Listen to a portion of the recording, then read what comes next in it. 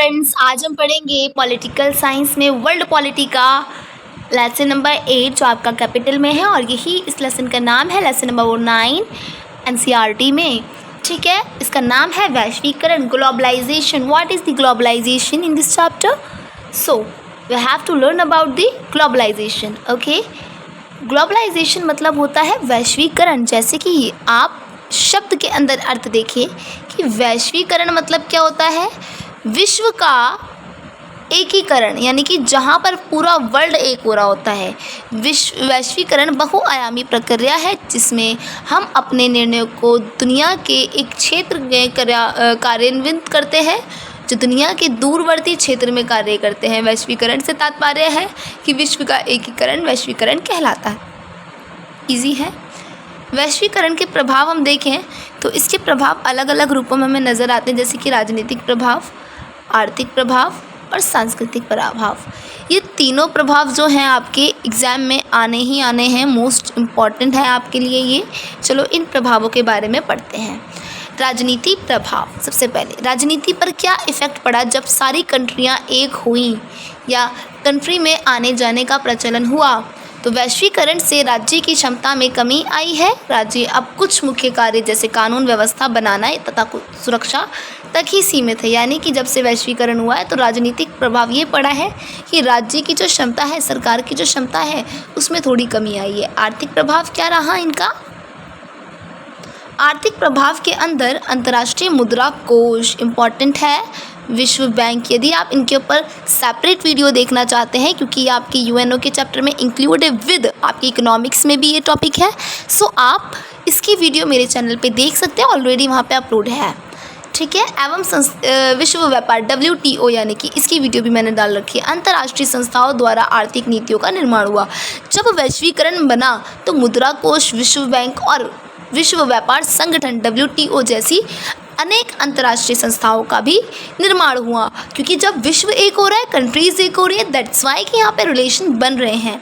सो यहाँ पे आर्थिक प्रभाव ये पड़ा। नेक्स्ट जो तीसरा प्रभाव है आपका सांस्कृतिक, ये इम्पॉर्टेंट है। खाने पीने व पहनावे के विकल्पों की संख्या में वृद्धि आई। लोगों में सांस्कृतिक कहीं ज़्यादा अलग और विशिष्ट हो रही है। संस्कृतियों को मौलिकता पर बुरा असर पड़ा। दो प्रकार के नकारात्मक और सकारात्मक प्रभाव पड़े सांस्कृतिक। क्या? एक तो पहला ये कि दूसरे के देशों की जो आपस में संस्कृतियाँ थी उनका आदान प्रदान होने लगा। जैसे कि भारत में नीली जीन्स का पहनना है ना, मैकडीज़ का आना, मैकडोनाल्ड यानी कि, तो मैकडोनाल्ड कहाँ का है? अमेरिका का है। भारत में जो जीन्स पहनी जा रही है नीली कलर की, वो कहाँ का पहनावा है? वो भी अमेरिका का है। इट्स वाई क्या उनका तो पहनावा फैल रहा है, क्या किसी को रोटी सब्जी खाते देखा अदर कंट्रीज़ में? बहुत ही कमी से, राइट। तो हमारा तो नहीं फैल रहा, हमारी संस्कृति तो नहीं फैल रही है। क्यों? क्योंकि हम पहले ही दूसरों की संस्कृति को बढ़ावा दे रहे हैं। हम नमस्कार या सलाम करने की जगह सबसे पहले गुड मॉर्निंग विश करते हैं, है ना। हम चाहते हैं कि हम नीली जीन्स का पहनावा अत्यधिक पहने। हम चाहते हैं हमारे हाथ में आईफोन हो, स्मार्टफोन हो, दैट्स वाई कि हम बहुत अच्छे लगेंगे।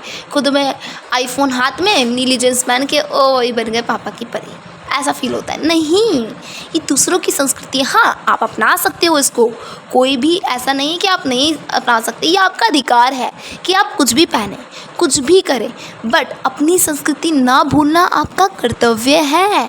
तो आप अपनी संस्कृति भी तो फैलाएं, बिकॉज आपकी संस्कृति का ध्यान आप नहीं रखेंगे तो अमेरिका वाले तो नहीं आएंगे यहाँ पर, है ना।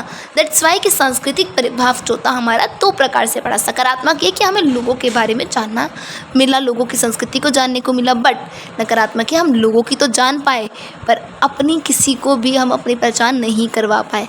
ठीक है, इससे संस्कृति पे बहुत बुरा प्रभाव पड़ा। जैसे कि बहुत सारी चीज़ें हम अपने देश में देखते हैं इसी प्रकार से। हम मोमोज़ खाते हैं, हमारे तो नहीं है, हमारा खान पान तो नहीं है मोमोज़, बट क्यों खाते हैं? क्योंकि अब वैश्वीकरण के तहत ये मोमोज़ हमारी मार्केट तक पहुंचा और इसने इस तरीके से वर्चस्व जमाया जैसे कि धीरे धीरे अमेरिका पूरे विश्व पे जमा रही है। ओके, लेट्स नाउ आगे बढ़ते हैं। अब भारत और वैश्वीकरण। भारत पे क्या हुआ वैश्वीकरण का? सबसे पहले संरक्षणवाद की नीति अपनाई गई। संरक्षणवाद क्या होता है? खुद को संरक्षण करना, बचाव करना उसकी नीति भारत ने अपनाई। भारतीय संस्कृति को सब बढ़ावा दे रहे थे। भारत में वैश्वीकरण आया, परंतु भारत ने अपने लिए क्या करा, धीरे धीरे बढ़ावा दिया। जैसे कैसे सब देने लगे भारत की संस्कृति को महत्वपूर्ण, क्योंकि महत्वपूर्णता इसलिए दी गई, जैसे कि हमारे नरेंद्र मोदी हैं, वो किसी से हाथ मिलाने की जगह उन्हें नमस्कार करते हैं। ये भी एक वैश्वीकरण में अपनी संस्कृति को बढ़ावा देना है। भारतीय आर्थिक वृद्धि दर 7.5% वार्षिक दर से बढ़ रही है, क्योंकि अब हमारी कंट्री को भी क्या, दूसरी कंट्री में जाके व्यापार करने की अनुमति है, वहाँ जाके जॉब करने की अनुमति है। दैट्स वाई कि अब हमारी जीडीपी भी इंक्रीज़ करेगी।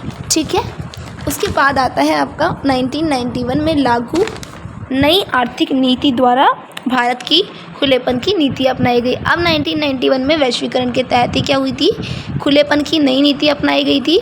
भारत ने नई नीति अपनाई थी। अच्छा, ये आपके टॉपिक में इंक्लूड है, पॉल में भी, और आपकी पॉल के साथ साथ इकोनॉमिक्स में भी ये टॉपिक इंक्लूड है। तो आप चाहो तो NEP के बारे में मैंने बता रखा है ऑलरेडी। NEP के बारे में क्या है, एक वीडियो है, आप देख सकते हो उसे प्लेलिस्ट में जाके, है तो आपको पॉलिटिकल और इकोनॉमिक्स दोनों के प्लेलिस्ट में मिल जाएगी, सो आप वहाँ से देख सकते हो। तो यहाँ पे वैश्वीकरण का रिलेशन बना भारत के साथ। नेक्स्ट आता है वैश्वीकरण का विरोध। छोटा सा चैप्टर है, कंप्लीट हो जाएगा जल्दी। तो वैश्वीकरण का विरोध वामपंथी विचारधारा विरोधक थे। जो वामपंथी के विचारधारा थे वो क्या थे, वैश्वीकरण के विरोधक चल रहे थे। क्यों, क्योंकि वामपंथी नहीं चाहते थे विश्व का एकीकरण हो, या फिर हम किसी और की संस्कृति से रिलेटेड कुछ भी अपनाएं। दूसरा था वर्ल्ड सोशल फॉर्म यानी कि WSF, नव उदारवादी वैश्वीकरण के विरोध का एक विश्व व्यापारी मंच था। जो नव उदारवादी थे वो क्या थे, वो भी विरोध थे इसके विश्व व्यापार मंच का।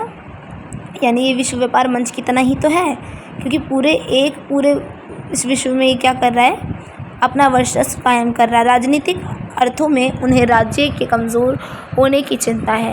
यानी कि जो राजनीतिक लोग थे वो लोग कहते थे कि राज्य कमज़ोर ना हो इस वैश्वीकरण से, दैट्स वाई कि हम वैश्वीकरण का विरोध करेंगे।